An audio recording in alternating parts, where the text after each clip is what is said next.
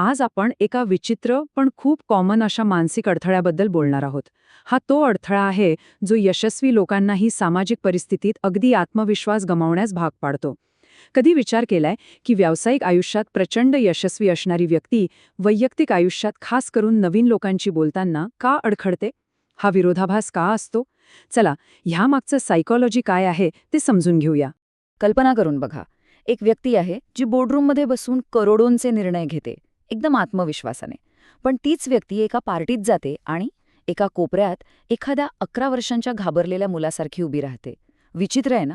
हाच तो पॅराडॉक्स आहे ज्याचा सामना खूप लोक करतात. मग कामावरचा तो सगळा आत्मविश्वास जातो कुठे? बरं, मग ह्या सामाजिक भीतीचं मूळ कारण काय आहे? ह्याच्या मुळाशी एक सायकोलॉजिकल कॉन्सेप्ट आहे. काही मानसशास्त्रज्ञ याला फॅन्टसी वुमन प्रॉब्लेम असंही म्हणतात. आणि बहुतेकदा हाच प्रॉब्लेम सगळ्या गोंधळाचं आणि भीतीचं खरं कारण असतो. तर ही फॅन्टसी वुमन म्हणजे नेमकं काय?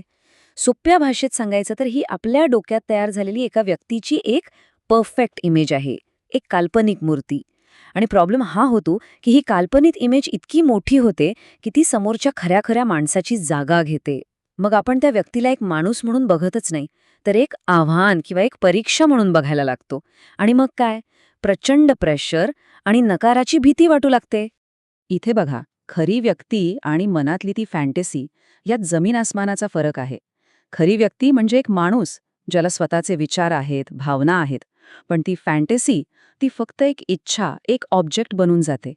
तिच्याशी बोलणं म्हणजे संभाषण नाही, तर जणू काही एखादी परीक्षाच पास करायची आहे.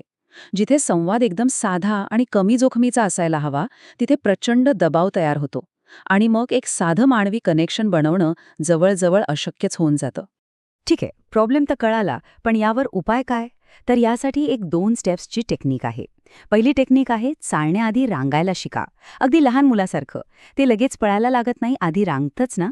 तसंच हे आपल्या संवादाचे मसल्स तयार करण्यासाठी एक बेसिक प्रॅक्टिस आहे. आणि हे करायचं कसं? खूप सोपं आहे. स्टेप 1, रोजच्या रोज छोटे छोटे कमी जोखमीचे संभाषण सुरू करा. स्टेप 2, हे संभाषण एकदम शॉर्ट ठेवा. अगदी 30 सेकंड किंवा त्याहून कमी, म्हणजे प्रेशरच येणार नाही. स्टेप 3, आणि ही सगळ्यात महत्त्वाची आहे, फक्त आकर्षक वाटणाऱ्या लोकांशीच नाही तर सगळ्या प्रकारच्या लोकांशी बोला. याचा उद्देश काहीतरी मिळवणं नाहीये, तर फक्त संभाषण करणं ही एक नॉर्मल गोष्ट आहे हे स्वतःला पटवून देणं आहे. आणि हळूहळू आत्मविश्वास वाढवणं आहे. आता संभाषण सुरू कसं करायचं? इथे काही मस्त उदाहरणं आहेत. एकदम सोपी. समजा कॉफी शॉपमध्ये आहात तर म्हणू शकता, अरे, तुम्ही मफिन खाताय? इथले ब्लूबेरीवाले खूपच छान असतात. किंवा सुपरमार्केटमध्ये कोणाच्या तरी कार्टमध्ये पाहून म्हणा, वा, कॅप्टन क्रंच, तुमच्या घरी किती मुलं खातायत हे? म्हणजे बघा, हे संभाषण किती सहज आणि आपल्या आजूबाजूच्या गोष्टींवर आधारित असू शकतं. ह्या सगळ्या प्रॅक्टिसमागचा मुख्य मुद्दा काय माहितीये? ज्या व्यक्तीबद्दल खूप आकर्षण वाटतं, तिच्याकडे जाण्याआधी बाकी सगळ्या प्रकारच्या लोकांशी बोलायला शिकलं पाहिजे. कारण यामुळे एक गोष्ट लक्षात येते की शेवटी सगळेजण माणूसच आहेत. सगळ्यांमध्ये एक कॉमन धागा आहे. आणि एकदा का हे डोक्यात बसलं की ती उगाच वाटणारी भीती आपोआप कमी होते. बरं, ही झाली पहिली स्टेप, रांगायला शिकलो. आता वळूया दुसऱ्या जरा ॲडव्हान्स टेक्निककडे. ही एक जबरदस्त माइंडसेट शिफ्ट आहे. एक अशी टेक्निक जी लोकांचा दृष्टिकोनच बदलून टाकते आणि क्षणात कॉन्फिडन्स वाढवते. ही टेक्निक थोडी बोल्ड आहे, पण कामाची आहे. यात काय करायचंय?